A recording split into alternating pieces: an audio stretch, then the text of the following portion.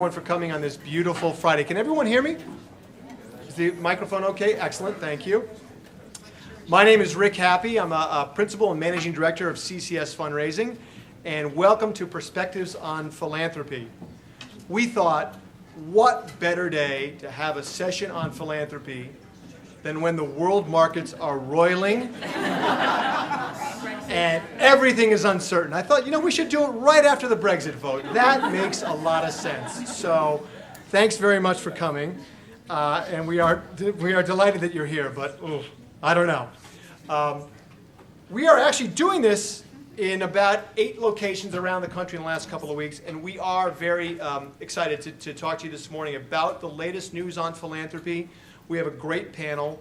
And we also want to have some discussion with all of you, so we know a lot. Thanks so much for coming again, and we know there are questions, there's going to be discussion. We're really looking forward to a great morning. I want to thank the Foundation Center, the World Affairs Council for hosting us. It's a great venue and a great setting, so we're very appreciative as well. Let me start by introducing today's panel. First of all, is that a good-looking group of people or what? Okay? I mean, we know how to pick them here. You're welcome. Thank you very much. Let me start. It was great 10 years ago.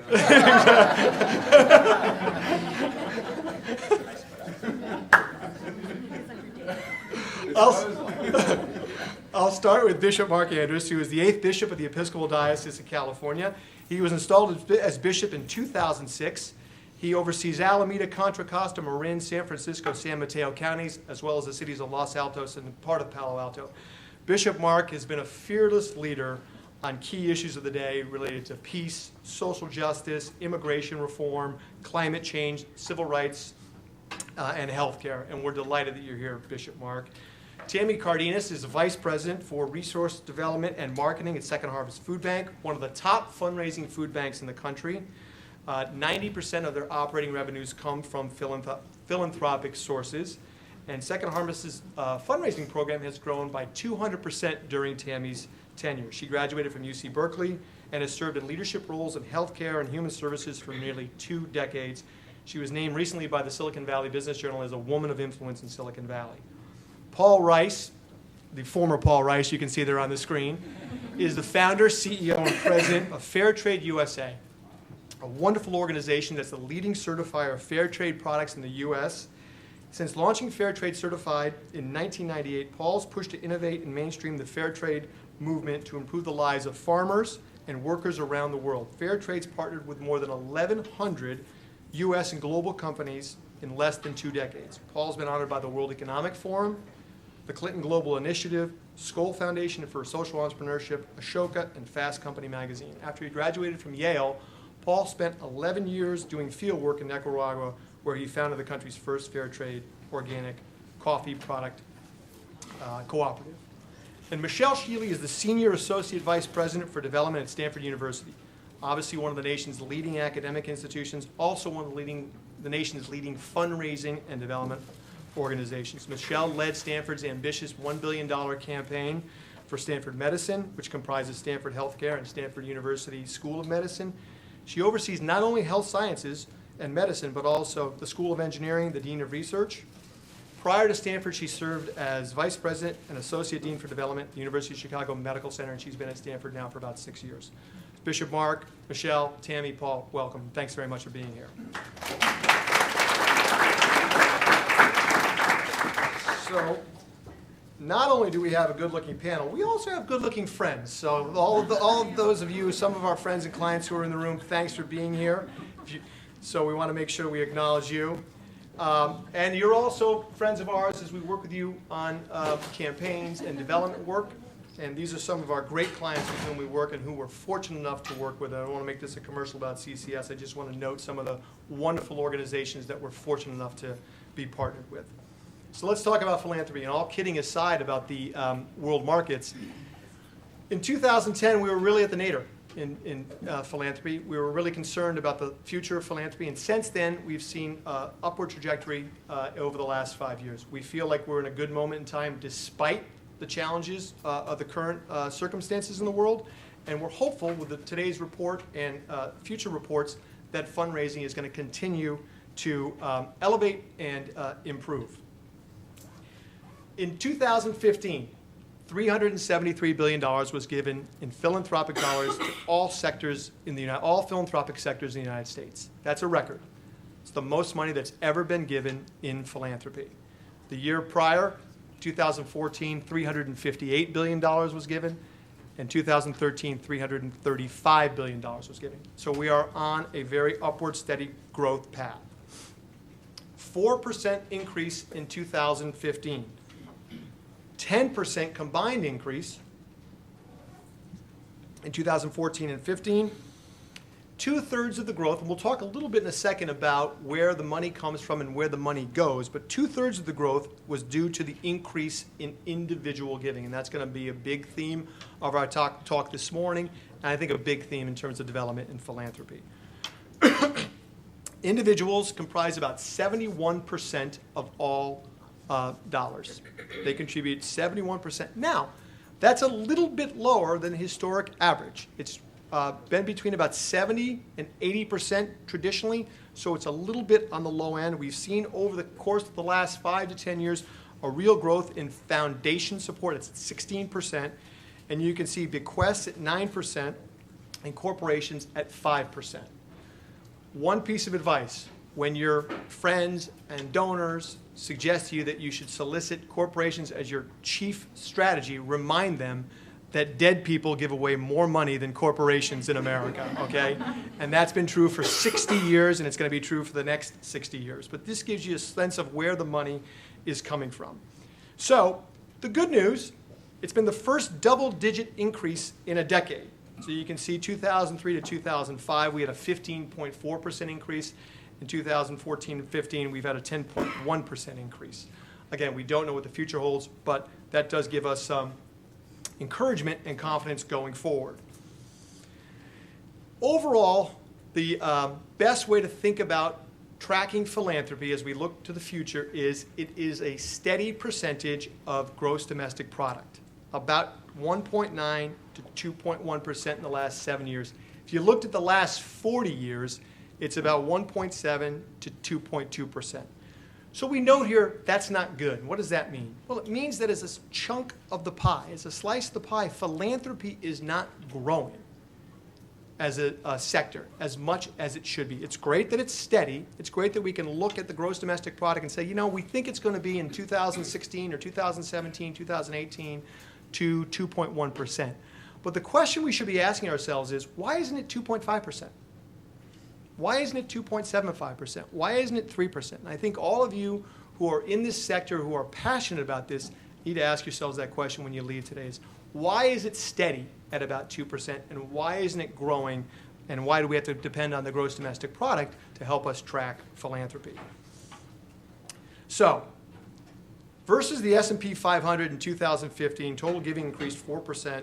S&P went down about 0.8%. So as of about an hour ago, as I was looking at my phone at CNBC app, the S&P year-to-date is up about 0.8%. So it's up 0.8%.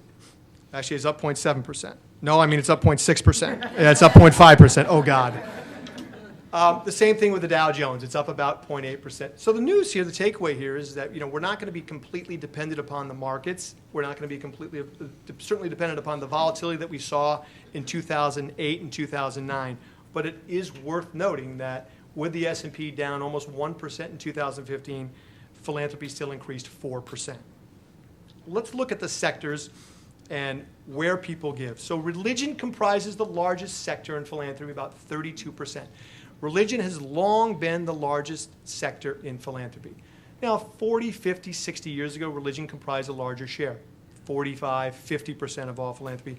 And it's held steady at about 1/3 for about the past decade. Education is a very fast-growing sector in philanthropy, has been for the past several decades, and will continue to be, with $57 billion given in 2015. For educational institutions, know that about 3/4 of that is higher education, and about 1/4 of that is secondary and primary education. And you can see the other sectors and where they fall: human services, foundations, health, public society benefit, all the way to environmental causes and conservation organizations, 3%.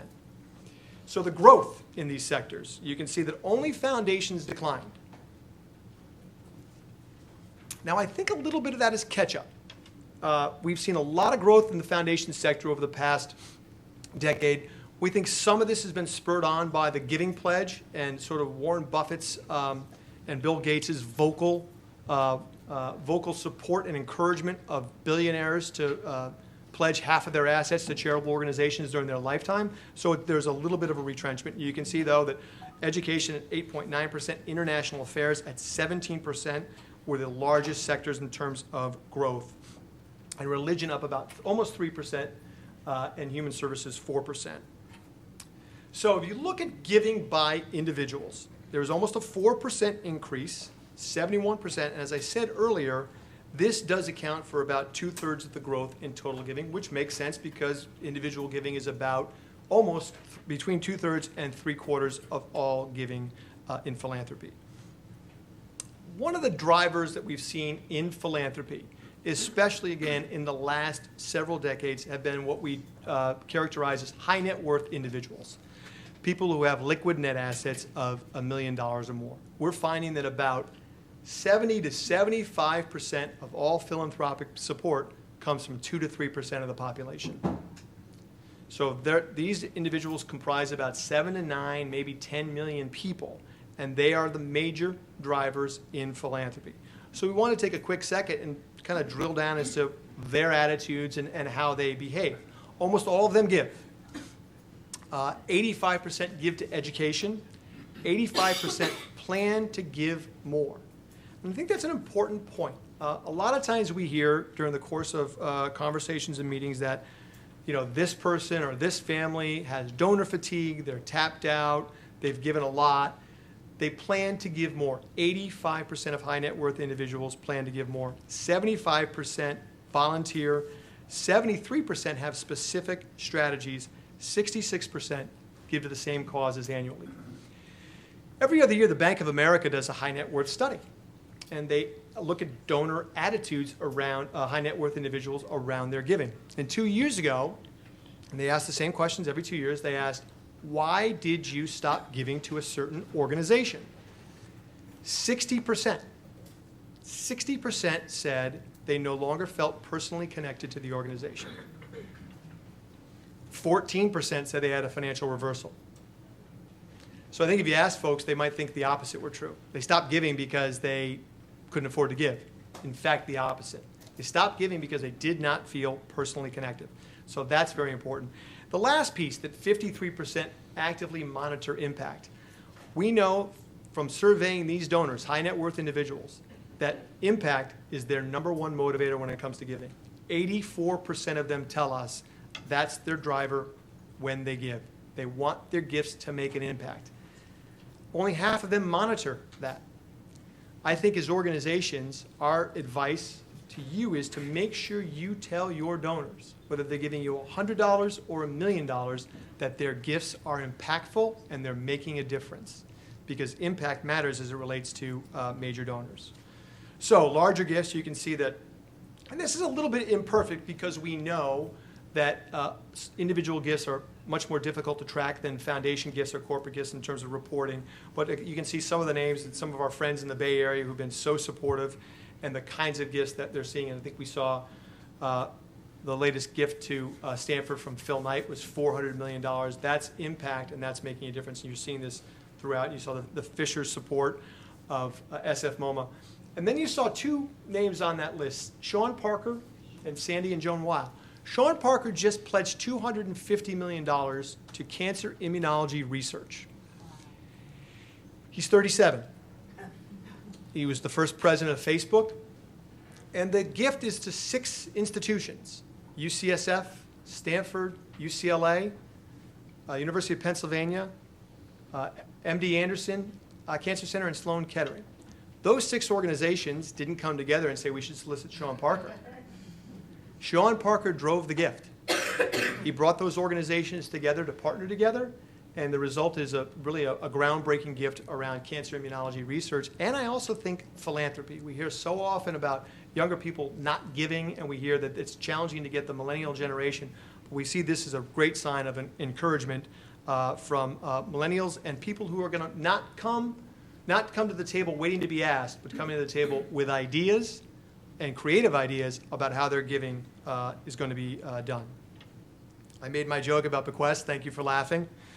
But you can see that 9% of all giving is high. It's usually between 7% and 8%. There's a 2% increase. We've been talking about the intergenerational wealth transfer now for many years. It's happening as we speak. It's going to continue to happen. And organizations that are ahead of the curve and are talking to people about planned gifts and are including them in their legacy societies are going to be the beneficiaries in 20, 30, 40 years. We know it's not an immediate ROI, but down the road it is critical for all institutions. Giving was 5%, as I said, about a 4% increase.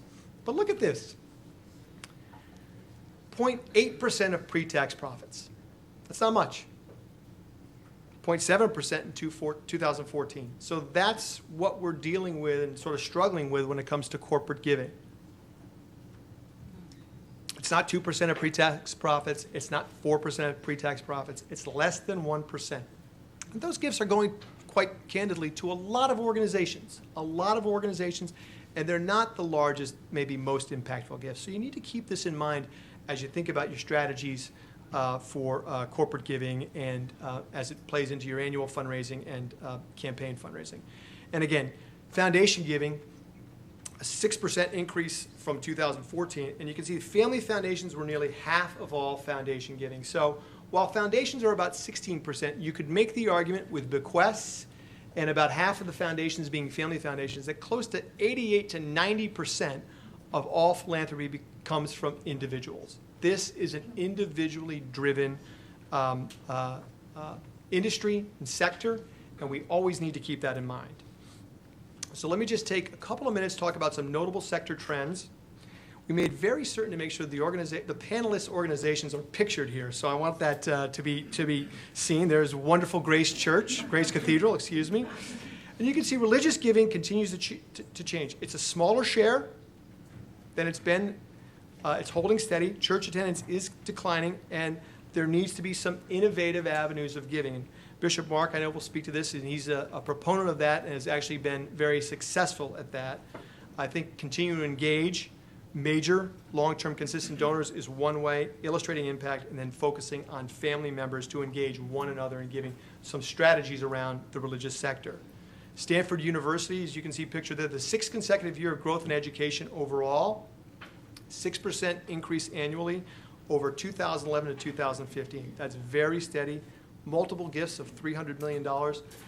We joke, I think sometime in the next 6, 12, 24 months, some college or university is going to be the recipient of $1 billion gift. We know several that have made that request to individuals. That's probably going to happen sometime in the next several years. It's pretty amazing if you think about it. It's the 3rd fastest growing subsector during the last 5 years.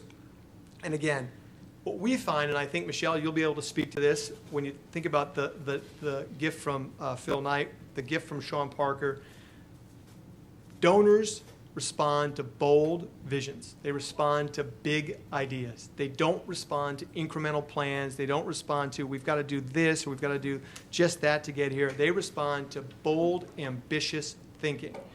All of our panelists are proponents of that and are doing that in their organizations, and I think that's going to be something very interesting for all of you to hear this out this morning. International giving had the highest growth rate, 17.5%. We saw that the refugee crises around the world really impacted giving to international causes. We find that there's increasing sophistication and that online giving continues to be this sector's strong suit.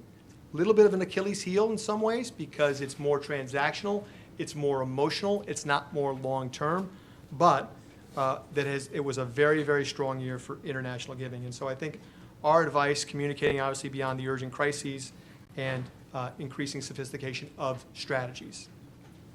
Human services, very steady growth, the highest inflation-adjusted value in the past 60 years. Again, a greater increase in online giving than in other ways of giving. And looking again with human services, a ways to dig deeper to find those potential loyal donors. I think we find with human services, it's a bit like international fundraising.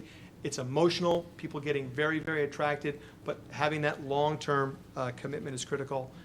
And then finally, giving to health continues to rise. I think we all recognize that the healthcare sector in America is the fastest growing sector as part of our gross domestic product. It's going to continue to be a large sector in our economy, in our country, and giving to healthcare is going to continue to be critically important. It's inching toward, in 2015, it inched toward our inflation-adjusted high of $30 billion in 2010. 25% of healthcare organizations were in campaign mode in 2015. And then some strategies about telling stories and facilitating conversations, including donors, grateful patients, and physicians as a critical part of strategies around healthcare giving. The final point, reaching grateful patients and families, we find that about 2/3 to 3/4 of all healthcare giving is driven by grateful patients and grateful families. So, the last sector is growth in arts and culture and humanities. 6 in 10 organizations reported increases in charitable receipts in 2015. Now, our experience with arts, cultural, and humanities organizations is they are the most susceptible when we enter economic challenging times. We found that in the Great Recession. They don't have the loyal built-in audiences of grateful patients, of members of congregations, of alumni. So they are more challenged than other organizations when it comes to difficult economic times. So arts organizations need to be particularly aware of the events that are happening today and in the future as they plan future fundraising. We are seeing, conversely, very large gifts to museums, performing arts centers, schools of art. So that's the good news, that people will make large gifts and make large investments, but it is a sector that always has to be vigilant about its place given economic turmoil. Renewing focus on growing endowment is a big piece of our advice and delivering the case for support. So that is our report for this morning. What I'd like to do is ask our panelists to join me at the front. I've got a series of questions I'd like to ask them, and then in about a half an hour and 40 minutes, we'd like to open the floor to all of you so you can ask some questions as well. So panelists, would you join me up front?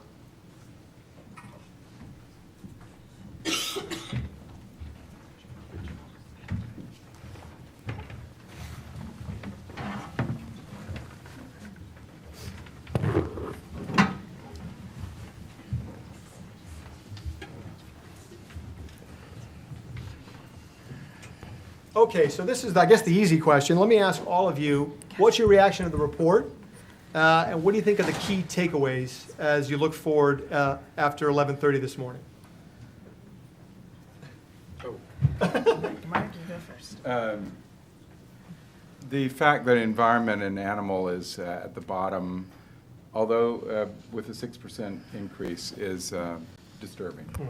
It's the biggest challenge the planet's ever faced, and we're feeling the effects of climate change day by day. You saw that we've broken 7 heat records in the month of June worldwide already, 129 degrees in India on one day, 120 degrees in Phoenix. This should be deeply, deeply disturbing and motivating to people, but it hasn't happened yet. And it seems to me that just simply following the trends and not trying to lead the trends is a mistake. Yeah, thank you, Bishop. Others? Michele? So my reaction to the giving report is that there continues to be enormous untapped potential, not just in giving, but in how we direct the giving. So I think I agree with what Marc has said, and so let's think about how can we connect the philanthropic dollars that generous people are willing to dedicate to areas that are really suffering, right? How can we connect philanthropy to problem solving? And I think we, as the professionals in this field, that's our responsibility, and we've yet to fully realize that. Now, of course, all of us have done that in small ways every day, each year.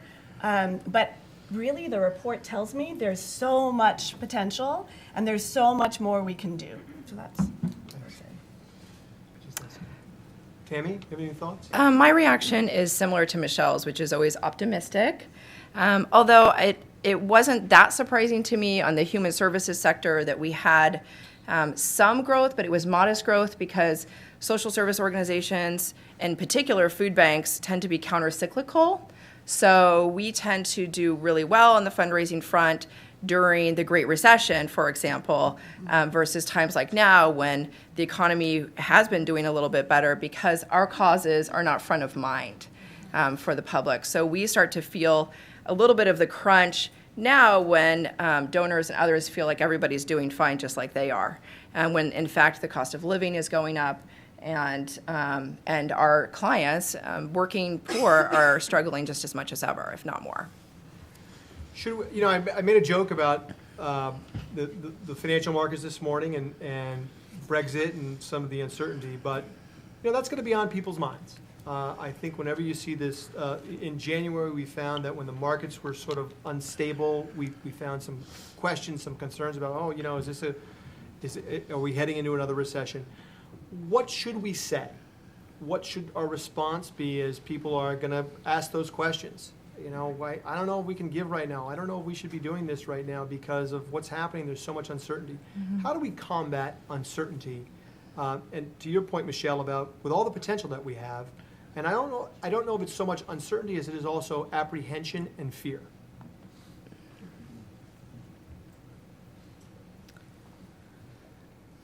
Well, I guess it's really who are you speaking with? Who's at the other, end of the table?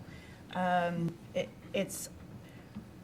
always reminded how personal and how individual these conversations are, and so it's hard to come up with a standard script, to alleviate any fears. But I will say, when the economy fell in 2009, there was a common script, and for us, it was, you have always been there for us when we needed you, and, we don't know your personal situation, but we want you to know that we're going to be here for you, and if there's anything we could do to assist or help you, please let us know. So I guess I would just follow that same line of thinking. Never push.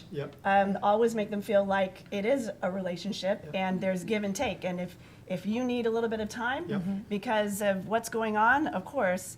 And then I would always be looking for articles, seminars, faculty members that I might be able to connect those potential donors with to help their situation. It does remind me of the Great Recession that you say, we want to stay the course.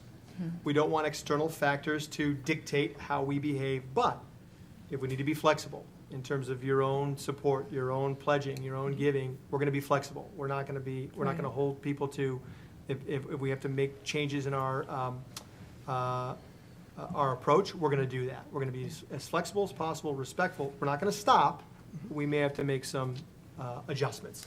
And there were a lot of individuals who were worried that our institutions were going to shun them because they no longer had as much money as they once had, right? That you're only allowed onto the board because you've reached this level of financial success. And we were really able to strengthen relationships when they realized, no, we appreciate your intellectual contributions as well. So. Rick, in times of distress, here in San Francisco, we remember that Harvey Milk just kept repeating, "You've got to give them hope." Very big message. And in my world, the Reverend Dr. Martin Luther King, we quote him a great deal in many ways, but one of his, I think maybe perhaps his most quoted statement is the arc of history bends towards justice. And if we really ask what does that mean, it means that the universe is built for hope. And I think we just have to keep our eyes on that. A hopeful message. That's great. Thank you for that. How did giving to your organizations change in 2015? What did you find? What was, how did the year look overall? And were there surprises to you? And were there things that you didn't expect? What was that like? I can start with that. So at Second Harvest Food Bank, I can say that we've had a lot of strength with our individual giving program specifically, and we've had a lot of success in building relationships, not just with our individual donors, but also with their children. and the broader family within which they live. And so, we find in Silicon Valley that folks are very busy, executives are very, traveling all the time, very busy, and the free time they have, they want to spend with their children. And so we've started to build some major gift programming around the entire family to be able to engage the whole family in giving. So our individual giving is pretty healthy. On the corporate side, I would say 2015 was a struggle. Between 12 and 17% of all of our organization operating revenue comes from 5 companies and their employees. Mm-hmm. So it's mostly employee giving, so those 5 accounts. We had a lot of mergers and acquisitions, leadership changes that makes those accounts and those partnerships a little bit unstable. And so we've been working very hard even just to maintain those particular relationships. So we're seeing some unsteadiness on the corporate front, some vulnerability there, not specifically with the corporate dollars, which we generally see as flat over time, right, but more with the employees who give to us through their company. Tami, with corporate dollars, I made the point that they're obviously a small slice of the pie, but what are you finding in terms of engaging with corporate partners? What are their expectations when they support Second Harvest? What are they looking for, and what strategies can you kind of share with the group that might be helpful for organizations that are also trying to engage corporations in giving that may have more than 5% of their overall budget? So it's overall high touch. So actually things have been changing quite a bit, even in the 10 years that I've been at Second Harvest. So we used to have a model, a lot of companies were really focused on top-down fundraising, if you will. So the company would say, our top 3 causes are hunger or Habitat for Humanity and one other thing, right? And so then they would encourage employees to give and volunteer in those 3 areas. That's not what we're seeing today. That has gone away. What we're seeing is that the leadership at companies really encouraging employees to drive giving. They're taking those philanthropy dollars and they're spreading them across hundreds of organizations. And the expectation and the interest is all around employee engagement, a lot of volunteer hours, which is fantastic, except for the dollars aren't always following that. Right.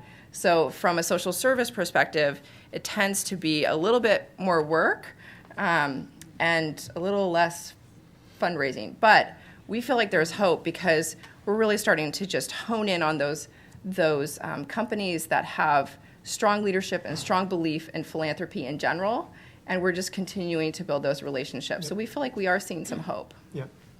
I want to talk a little bit about technology around fundraising. We hear a lot of it, and one of the things in the Bay Area you have to be careful of saying, and I say this a lot, is that, Michele, you talked about personal conversations and personal interaction. This is fundamentally a very traditional, old-fashioned endeavor. We want people who talk to people. We want to ask people personally. We want to engage people personally. But how are you seeing technology, and how are you using technology, social media, online giving, e-campaigns, big data? Can I ask all of you to speak a little bit about that? Because that's been something that we hear a lot of from our clients. How can we utilize technology better to enhance and elevate our fundraising? Any thoughts around that? So maybe I'll jump in here. My apologies for stepping out.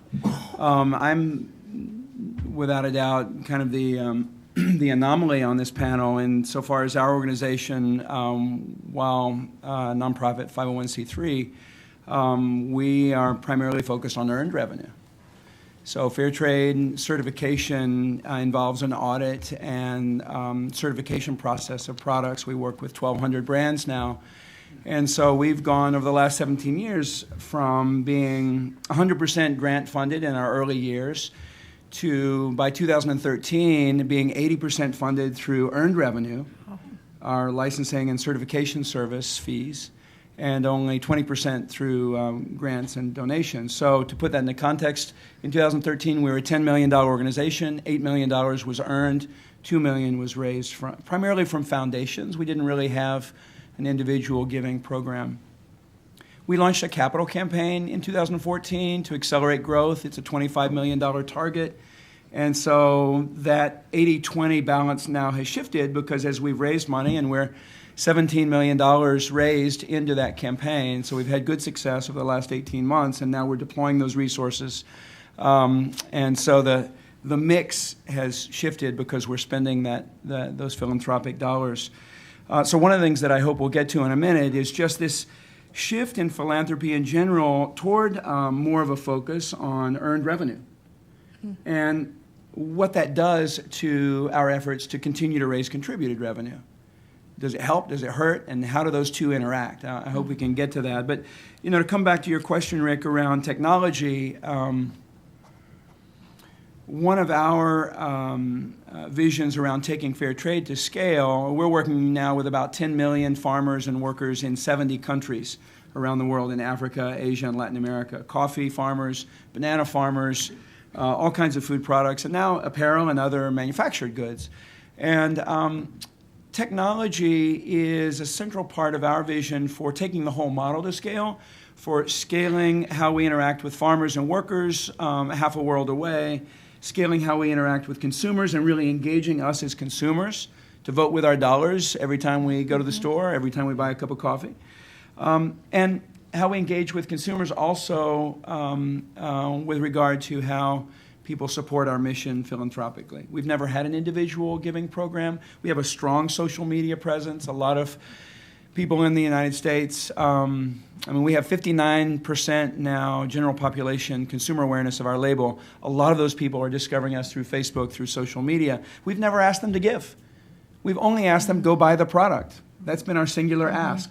Buy this coffee or buy this banana, that's how you can change the world. And so we're now pivoting in terms of how we think about individual small gifts, and obviously technology is going to play a big part of that. So invite me back next year and I'll have more to say about that. But social media has raised awareness for you in ways that you may not have anticipated 5 or 10 years ago. But that is one of the things we hear a lot about social media and from a lot of organizations. We need to raise awareness. We need to get our name out there more. I recognize you guys have less of that challenge than other organizations, Second Harvest, Stanford, and the Episcopal Diocese. But getting back to technology, what have you all seen in terms of how technology is helping your development programs? So there are three things that I can share, three experiences around technology. First, online giving. That has definitely been a tool that is donor-centered, right? It's easy for our donors to make their annual gift renewal online.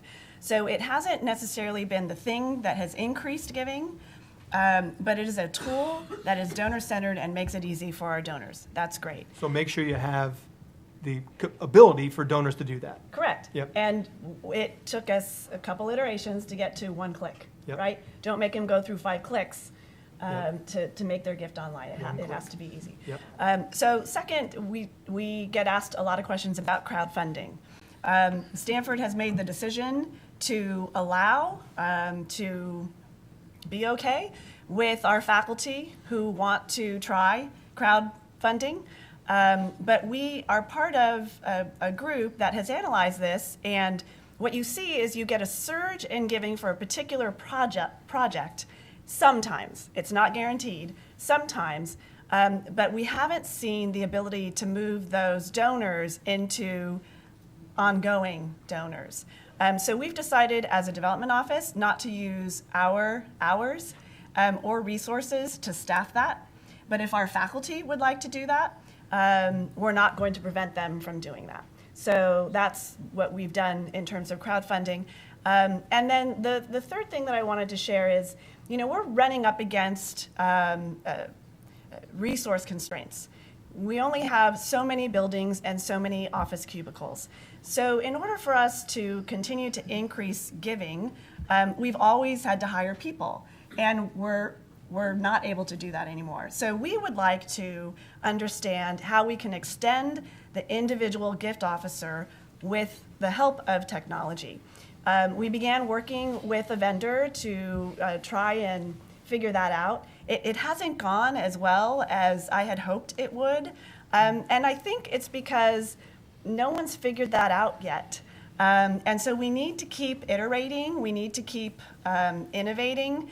And I have half a mind actually just to take the dollars we're spending on the vendor and go hire, 3 kids who just graduated from, a local institution. Stanford. Stanford, Santa Clara, Cal. USF, Cal, exactly, and say, here's some money, this is what we're trying to do, go invent. And I think actually that we'll get better results if we do that, because there are a lot of millennials who like to create and who are energetic and they want to make an impact, and so I'm kind of leaning that way. Michele, do you find at Stanford, though, I mean, the birthplace of Google and Yahoo and all these unbelievable companies, HP, that there may be people and there may be somebody who's getting a PhD in electrical engineering now who could create something for development? Potentially. Yeah. Potentially. Right. I do think we need to go outside Yep. of, development-centered people. Yep. And we need people who've never thought about it and who aren't constrained by Yep. what we know. And by conventional wisdom, so that people are just free to innovate, almost like a startup. Right. Yeah. Right. Tami, do you want to? I wanted to say 2 things about technology, and the first is that technology is a tool, and we view it that way. It does not replace relationships. And just the good old-fashioned relationship building that is at the core of philanthropy and of advancement. And so I just really keep that front and center as we think about our resource allocation and our planning over the years, because I think the hardest thing to do when you're in development or you're a fundraiser and you have big goals is to figure out what you're going to say no to versus what you're going to say yes to, because you're inundated with really cool little tools and tricks and ideas and crowdfunding, and we are inundated with that every single day, and we have to really cut through some of the noise. And if we invest in technology, which technology and why, and how does that get us to building a deeper relationship with the donors? The second thing I wanted to say about technology is a little bit about how we use it behind the scenes. Mm-hmm. So it's not as donor-facing, but we use, so social media we definitely use as a brand builder, for sure, as just an integrated online experience. But the second thing is really we use technology to A/B test our taglines, our creative, our messages, and that helps us craft our messaging and our pitches to either broad audiences, maybe our annual fund or our base, and also at some level to our individual major donors as well. So we use it in a variety of ways, like everybody does. Of course, online giving. One quick story about technology. So food banks, a lot of what we do with these things called food and fun drives. So we have barrels with our logo or wraps around them, and people from companies and grocery stores and everywhere, they put food in them. So when I got to the food bank in 2005, it was all food drives. Very little dollars, very few dollars came in through these, and we said, we're going to change this. Yep. Make it a food and fun drive. And we talked to all the corporate social responsibility people at the big companies in the Valley, and we said, let's just let employees have the option to give online. We created this online shopping experience so they can feel like they're shopping and giving food and as a transition. And we heard, it's not going to work. Everybody's going to hate it. They want to touch the food. They want to feel like they're actually giving. So we said, okay, that's fine. Let's just try it. We tried it, and it went through the roof.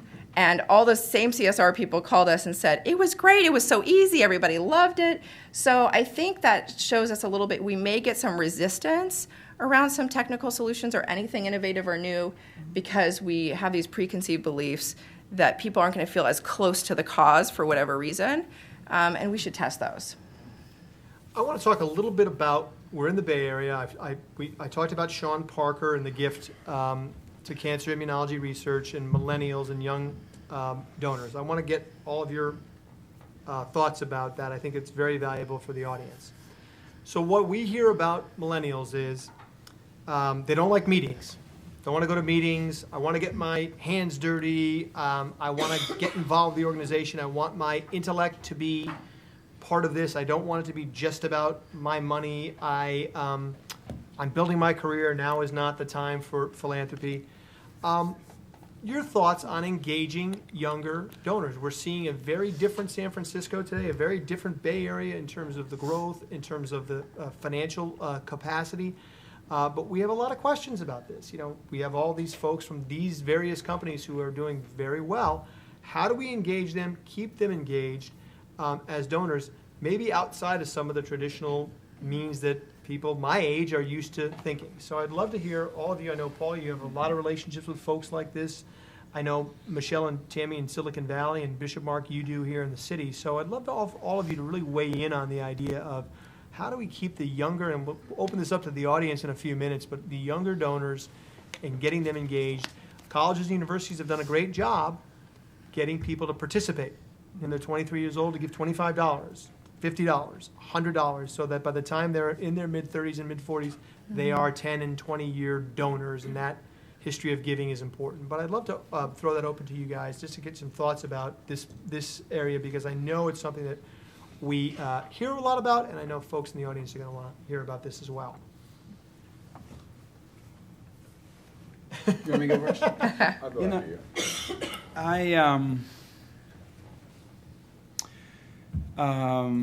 I have recently had some success fundraising among high net worth individuals in their 30s, and I don't know that the experience has been that different than people in the boomer category. The people that we've recently received support from are definitely interested in getting their hands dirty. They want to go to the field. They want to be involved beyond the check. They want to get involved in helping us achieve our mission. Yep. And our second largest gift in the capital campaign to date has been from a 30-year-old who inherited the wealth, but she doesn't just want to write checks. She wants to go to Africa. And in fact, she's in Africa today. She's involved in several boards. She's eager to, lend her talent as well as her treasure. And I don't know that that's, unique to millennials, but we definitely see that in the conversations we're having with people in that age category. Yep. Oh, that's great, Paul. Yeah. Thank you. Marc? Yeah, there are definitely generational differences, and they are striking when you're in workplaces. But they can overwhelm, thanks so much, they can overwhelm the fact that at a very, very deep level, and I want to just replace the word relationship building. I think we use it a lot, but there's all kinds of relationships. We don't value all of them. We value friends, and it has to be actual. So that never goes away. Building friends that are genuine, where we're not having truly, the secret is that we just want your money, but that we're actually interested in your ideas, in your welfare, in your life, in your passions, and would like to learn from you as well. That never goes away. The other thing that never goes away is that we are meaning-making beings, so we like stories. And the book of Proverbs in the Hebrew Bible says that for the lack of a vision, the people perish. And I think the biggest thing that we can do is build the most compelling vision that we have. The Diocese of California, a diocese is a vague entity. Rick threw the picture of Grace Cathedral up, and that you can see it's concrete, literally. It's not stone; it's poured concrete. But that is actually not the Diocese of California. The Diocese of California comprises all that region that Rick said, 82 congregations. Lots of Episcopalians will say, I don't have any idea what the diocese is. So being able to make a compelling vision, that was our biggest challenge, along with continuing to be friends with these people. And that includes millennials. So when Desmond Tutu told me that the greatest delivery system in Africa is the local village church for social good, that was very powerful for me. And he went on and said, well, there's not a government office in every village, but there is a church in every village. And you can deliver AIDS medicine, you can deliver food, you can deliver values through that church. I got it. And so that's what I pitch, literally to old people and to young people, is that if you want to make the biggest impact on the total social good of the Bay Area, I have 82 delivery systems that have been around for 160 years. And they know how to make community and they know how to do good, but they could use some infusion of cash to help them move to the next level of vitality. And, you know, our largest giver, the largest gift, his response was, this is a terrific vision. And that's why he gave to it. So friends and vision. That's a great takeaway. Michele and Tami, what do you guys think? What was the question again? It was about millennials. We don't have a specific strategy around millennials, truthfully. And well, part of it is we don't always have all the data that we need. I mean, we're a large social service organization relatively. I mean, our budget's around $40 million. But I think, and again, I'm speaking a little bit for the social services sector, we don't always have all the data mining and all the data in general of the folks that we're working with.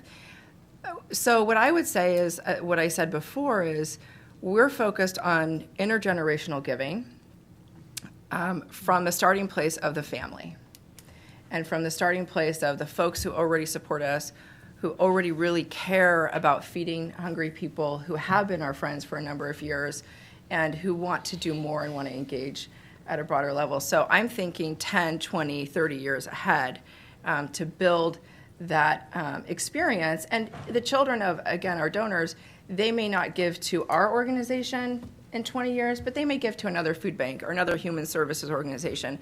And I'm pretty sure that they're going to remember when they were 10 years old or 7 years old that every couple of months they came to the food bank, they sorted food, they went out to a distribution site, they passed food out to hungry people, and that's going to be an important part of their youth and of their memories.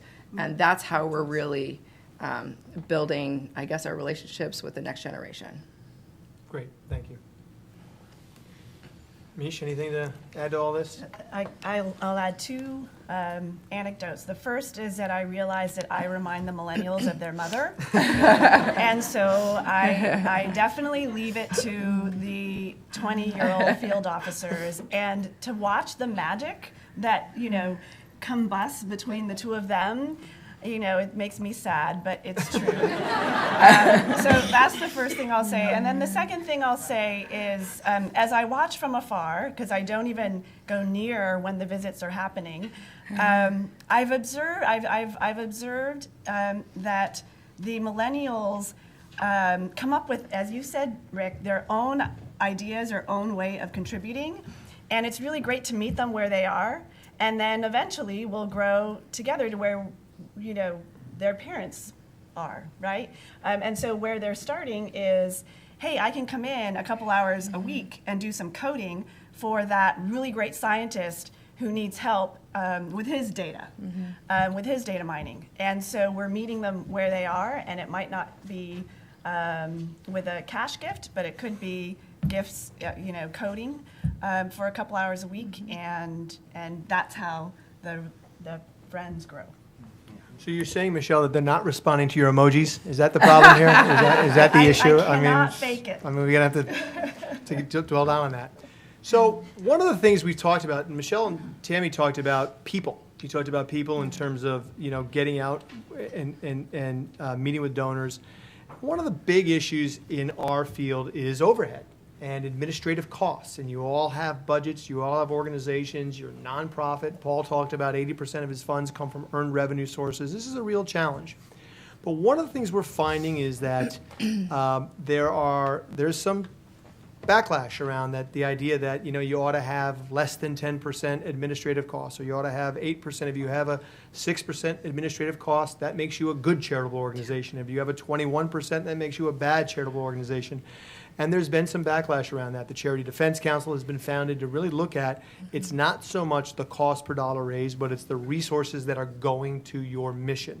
I'd like to ask you guys to comment on that, because this is a real issue in philanthropy, that what makes for a strong organization? Is it cost per dollar raised, or is it really the benefit of those workers and those farmers, those 82 mission delivery systems, those programs at Stanford, all the hungry mouths at Second Harvest? So I really want to have this discussion, because I know for the folks in the audience, this is always a growing issue. Budgets, and I think we do find that if there are budget constraints, that development is usually on the top of the list or close to the top of the list. So if we could just chat a little bit about this and how you find that balance to a successful organization that has to have a bottom line, along with devoting the proper resources, the necessary resources to development and to fundraising. Well, I can say that I had a big task to convince the volunteer leaders of the Diocese of California that we should spend the money on your organization. Thank you. You weren't the first part of the convincing. There has never been a successful capital campaign in the 165 years of our diocese. We've had 2 failed campaigns, 16 and 30 years ago. And so in order to not have that happen, besides developing our friends and developing the vision, I felt that we had to have the staff and the structure to do this. So we hired our first ever development director. We hired a new plan giving officer when the previous one retired, but we combined their efforts so they were working in a department of development together. We hired someone to clean up our data bank, which was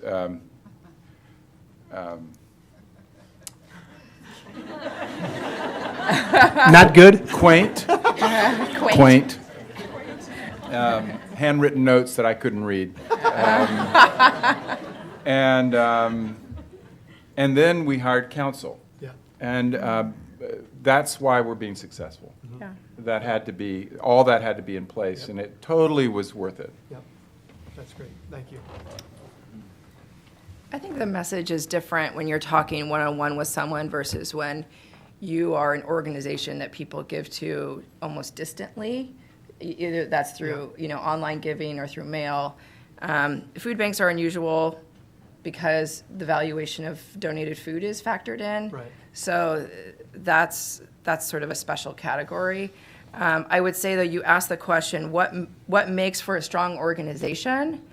And I think, hands down, that's the leadership and the mission. And I talked to one of our top donors recently, and she does a lot of research in philanthropy, and she's become a very sophisticated philanthropist. And she sent me an article that it was on research about why big investments or big projects fail. And I think it was something close to like 90% of the time it's because the infrastructure isn't there to support it. It's not the value of the idea that that turns something into a high impact endeavor. It is sometimes just the bedrock of the foundation of the organization or organizations that allow it to drive forward. So when we talk to donors about this, it really is, we see our largest gifts, our largest investments, I think, have everything to do with our leadership and the brand. And our smaller investments tend to do with the overhead, the ratio and the ratio factor. So those who are your loyal friends, supporters, they're not asking that question. Generally, no. Again, food banks are in an unusual situation because most of us, it's 90 cents or higher, go directly to programs that feed hungry people. So we're sort of on an island of our own. Yep. But in general, that question does not come from the larger investors and donors. Thanks. That's great. Maybe I'll jump in here. Again, we're an atypical nonprofit organization because we've been so focused on earned revenue. But the nice thing about having such a strong earned revenue stream is we can cover all our operating expenses with earned revenue. And so basically the philanthropic dollars that we raise can be 100% earmarked for specific programs if the contributor wants to support a specific program or just general funding. So it hasn't really been an issue where we've been questioned about overhead. I'll say this right now, the way we're thinking about contributed revenue and where we want to go after the capital campaign. I mean, the capital campaign has been wildly successful for us. We've never done anything like this. I'd never done anything like this in my career. So we've raised $17 million out of a goal of 25. We've got great momentum. And what we're realizing is we need to invest in greater capacity to continue after the campaign, raising more contributed revenue to expand our mission. I think we had a cultural bias in our organization. We thought that an earned dollar was more worthy than a contributed dollar.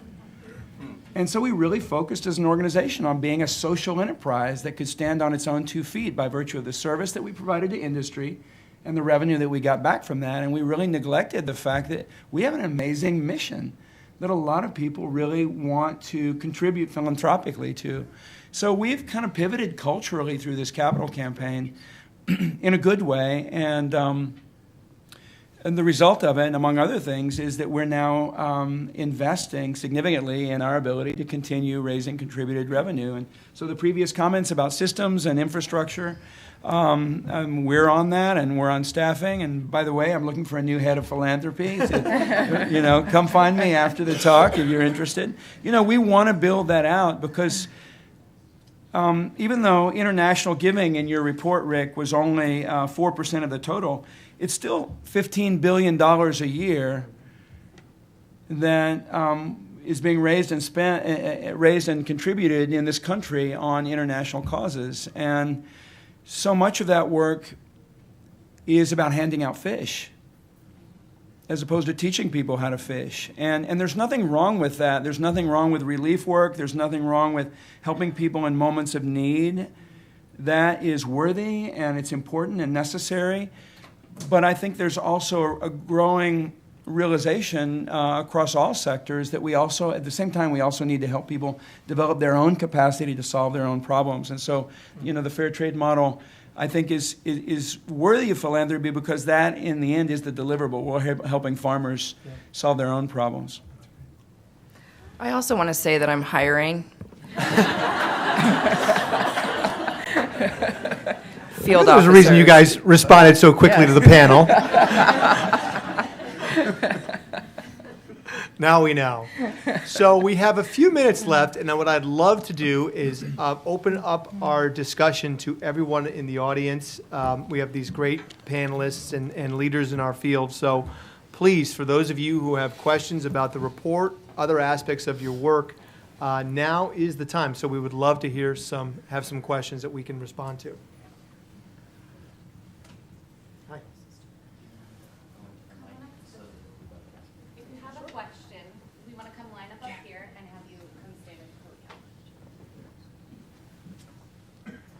It's a little intimidating. I'm all right. You don't have to do this. We can repeat It's questions. like a nightmare. Okay, great.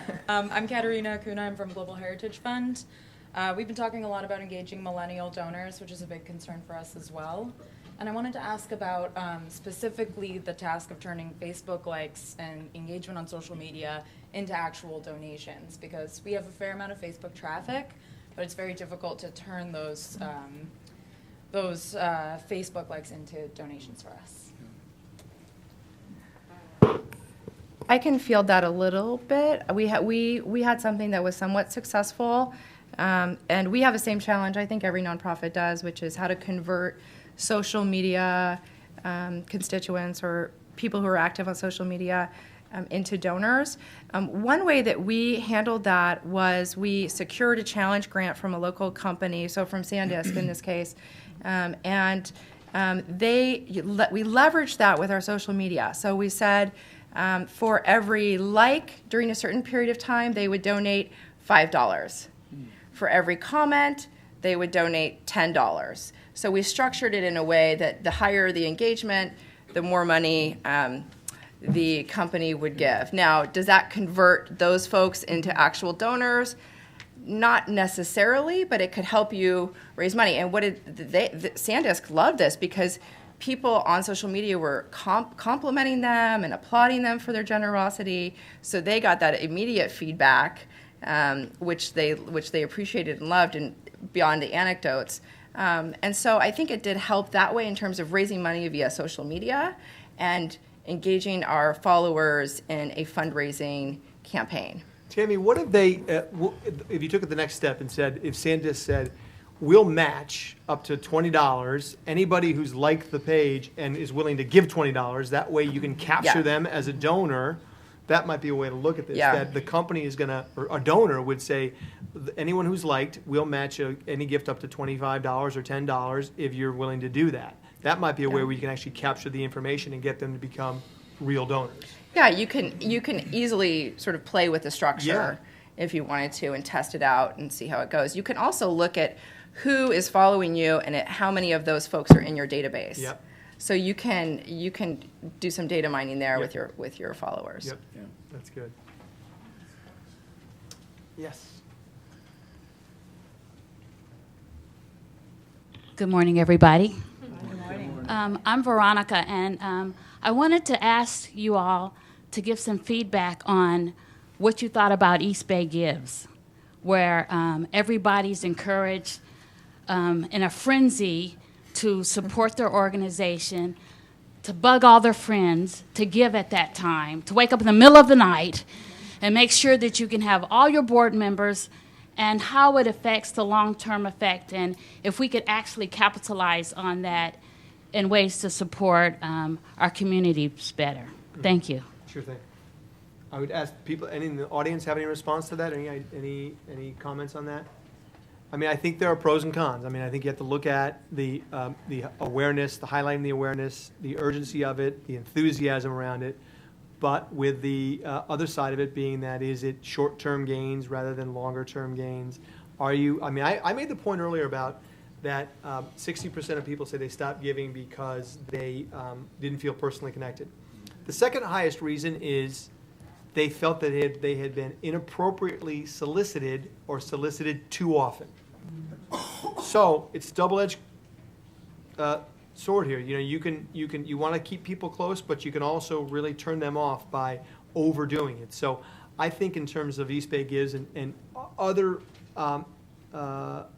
ideas like that are put into practice, you really have to be careful on that to balance that out. I don't know if others have some thoughts about that. Mike? Oh, I'm sorry. I just wanted to add a comment. I'm with Glide. I'm the director of institutional giving at Glide. We've got the church issue. I've got the corporate issue. I've got some earned revenue streams that we're looking into. So a little bit of everything has touched on the work that I do. But we actually walked away from Silicon Valley Gives and East Bay Gives. We are doing our own solicitations consistently, continuously. This did not feel like a compelling new way to touch our donors. It felt artificial. It was not deeply connected. But I do think it's a trend we're going to see. I think a lot of the local community foundations are moving to these days of giving. Yeah. And we thought about it. We looked at what our own direct mail outreach, our other asks that are already out in the community, and we walked away. Yeah, that's helpful. So that's my Yep. Yep. So I have experience with SV Gives, and we have not walked away. We are using it as an opportunistic mechanism. So some organizations, and I think where it may benefit a lot is maybe a smaller organization where these sort of fundraising mechanisms aren't fully developed yet. So you can kind of leverage the machine, if you will. And I've seen that, some have success. It's essentially crowdfunding.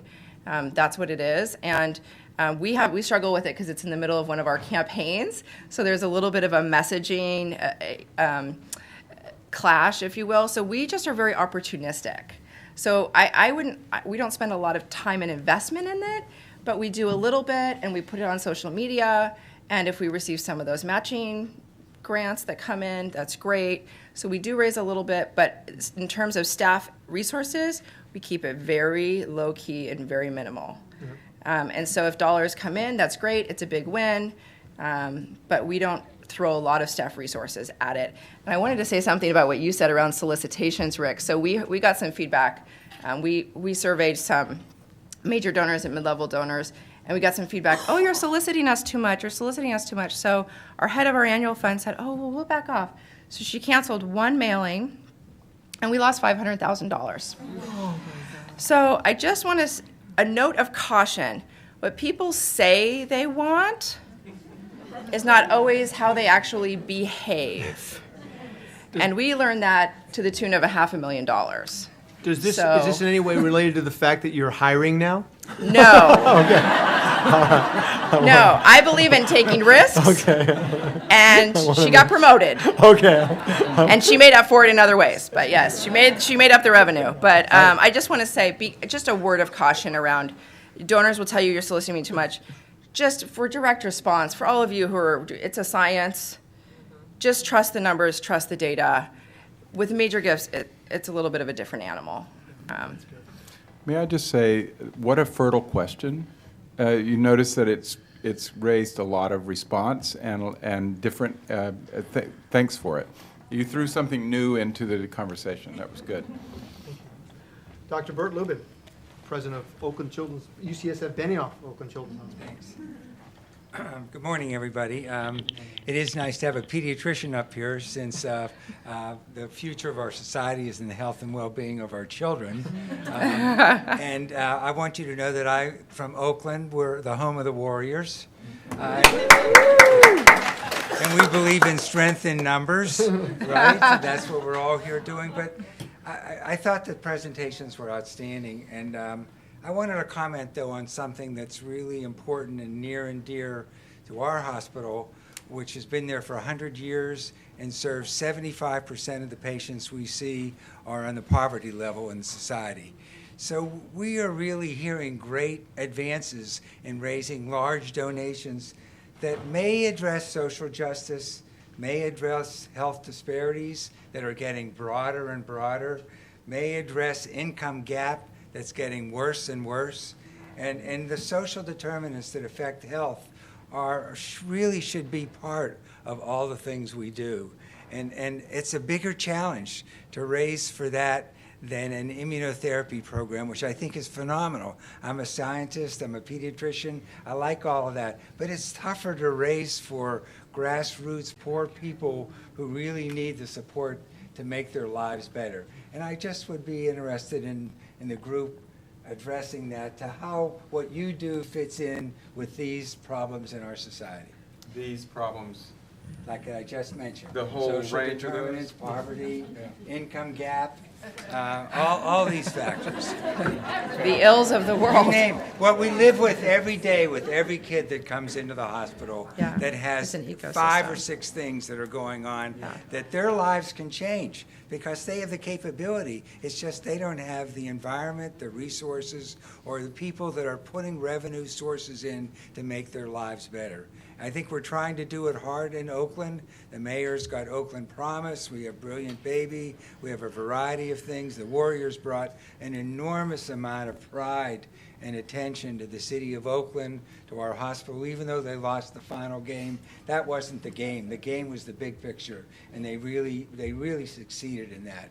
So I just wanted this panel to keep this in mind, and all of you in the audience that are spending your days raising funds to think about our whole society and the kids and the families that need our attention.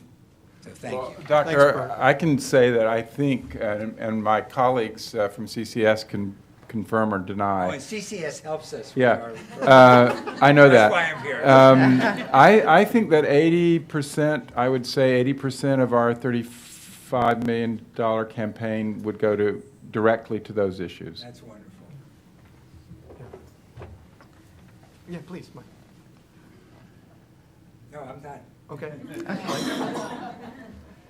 Let me take 1 second and introduce a longtime colleague of mine. He is a former chairman of CCS on the West Coast, Mike D'Annunzio. Mike, welcome. Thank you, and thank you, panel. For the last 10 or 12 years, I've been a state commissioner on aging and adult services. And the U.S. Census Bureau recently reports that every 24 hours, the population of the U.S. 65 and over increases by 10,000 a day. A paradox is developing, on one hand, an enormous potential of seniors who have assets, and on the other hand, an enormous amount of seniors who are on fixed income and facing disabilities. And I asked the panel, and obviously many of you professionals, are you seeing this, and how are you relating to it or addressing it? Perhaps there's some, because it's a subject that deserves a lot of attention because of the need and also the obvious potential. Yeah, thank you, Mike. Thanks very much, Mike. I think we are certainly seeing it at CCS with our client base, that we are finding that, again, the healthcare organizations with whom we're working and their needs, again, from Dr. Bert Lubin, and pediatrician, all the way to senior care and senior living. It's becoming increasing. As Mike, as you said, 10,000 people a day are turning 65, and we're seeing extended lifetimes. I think a child who's born today, 1 in 3 children born today will live to be 100, and we're going to see this continue and continue. That it's going to be a challenge, and I think maybe it's to your earlier point, Michele, about there's so much potential here. And as we talk about all these things, Bishop Marc, you talked about climate change. Bert talked about health disparities. Mike talked about need for senior care. There's a lot of things that of the $373 billion, it doesn't really scratch the surface of what we need to accomplish and need to do. It's 2% of GDP. There's no reason it shouldn't be 3% of GDP or even more. So again, as I said earlier, I think that's incumbent upon us, because there are so many things that we have to address that we're not addressing, although we have the capacity to do so. And here's where it now links to vision, because there isn't any single one of our organizations that can address that issue. There isn't any one of our organizations that can address the issue you raised. What we have to learn to do, and we haven't done it yet, we have to learn how to partner across institutions. And that's when our vision gets bigger, and that's when we're going to get more than, that's when we'll grow the percentage of GDP in philanthropy. And it's hard to do, right? We're not the CEOs and presidents of our organizations. We are mission-driven people. That's why we're in development. But we have big ideas, and we somehow, we need more colleagues like Paul, who are the presidents and CEOs, who can make bold decisions and agree to partner across organizations or across institutions, and not be worried about what I'm going to lose in the process. Because I think we have to think of this as additive. We all already have our well-oiled machines, our bread and butter. What we need to do now is conceive of something that we can layer on top of it, and that's when we're going to see more philanthropy. We need to earn it, right? That's good. That's great, Michele.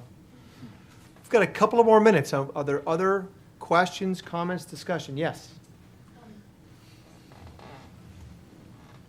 I just had a quick question. So I work for an NGO that's based on a social entrepreneurship model, and I know we touched upon it a bit, but I was just wondering whether you saw any specific trends in philanthropy going to more revenue-generating models.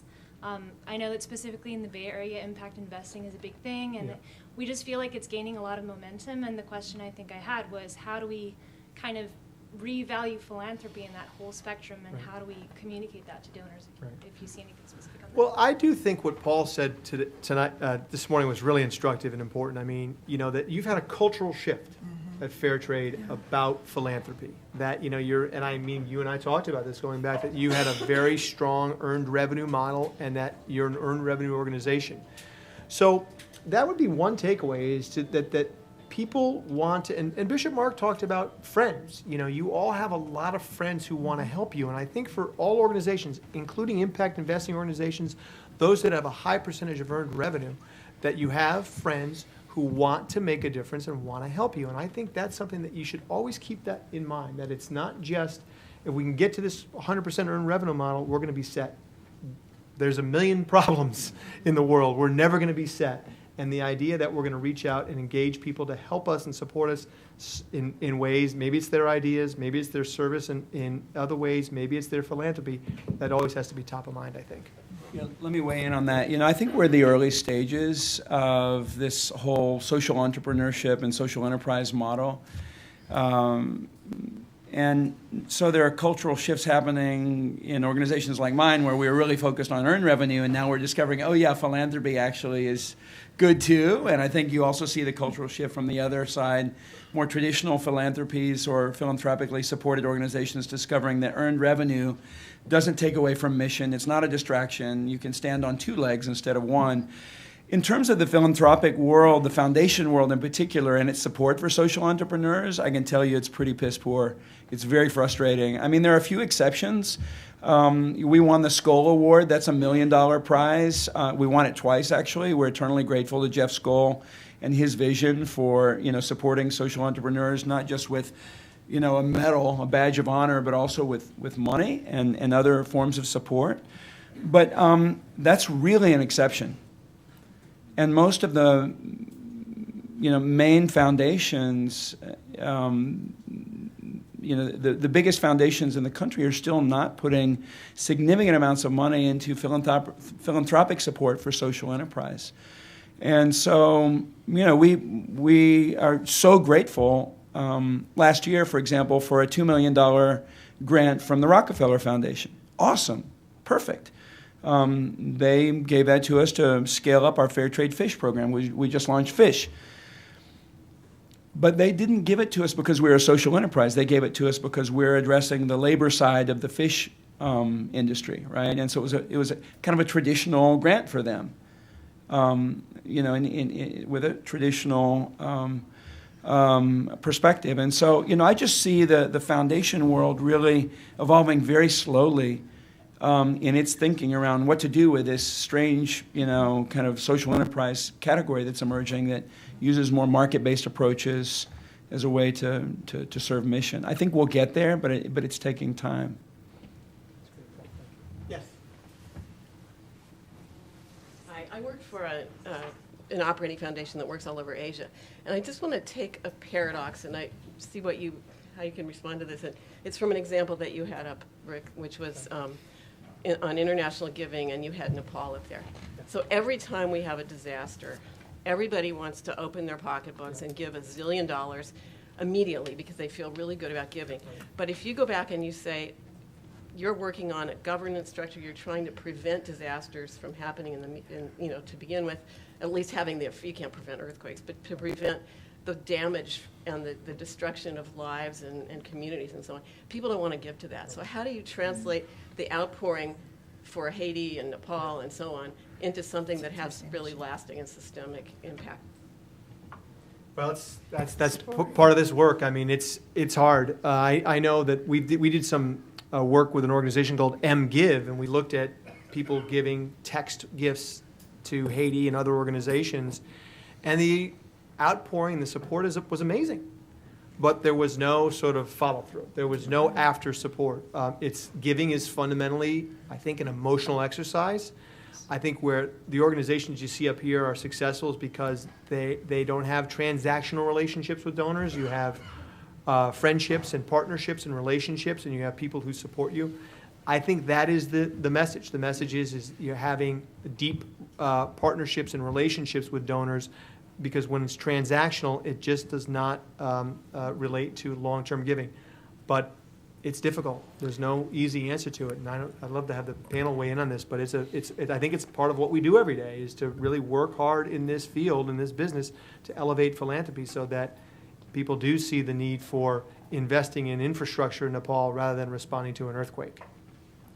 I think it has everything to do with storytelling and the vision and the imagery and the narrative around the disasters. So that is why they're front of mind. That is why, again, I couldn't agree more. Giving is an emotional exercise, and I think a lot of people, especially in Silicon Valley, ask for a lot of numbers and graphs, and we have all of those, and we provide them. In fact, we will drown you in numbers if you want them. But at the end of the day, that's not what makes somebody give. It's really emotional. And so it is very difficult for I think, causes around the world, especially international causes, when these horrific disasters are there, but they're also front and center. But really why people are giving is that imagery, that narrative, that story, that immediacy, that person that they see. And so it's about elevating your narrative and your story and telling that one story of that one person or that one kid.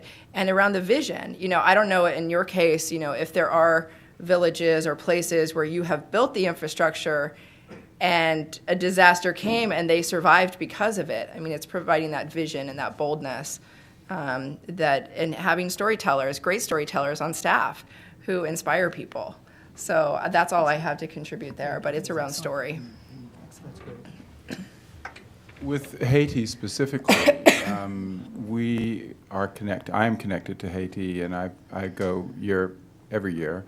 And I think what Tami just said is the broader and more efficient way to do it, but we are also I take people with me every time so that they are being introduced to the institutions that we're supporting and the people in them.